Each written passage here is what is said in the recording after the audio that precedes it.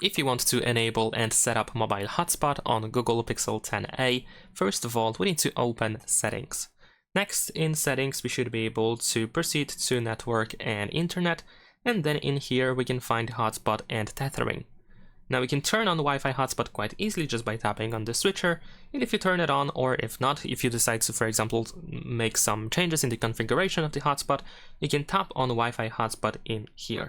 We can find the hotspot name, you can generate a QR code if the hotspot is enabled. We can also check the hotspot password, you can also change it if you want to, and press OK in case you made any changes. And we have some additional settings in here.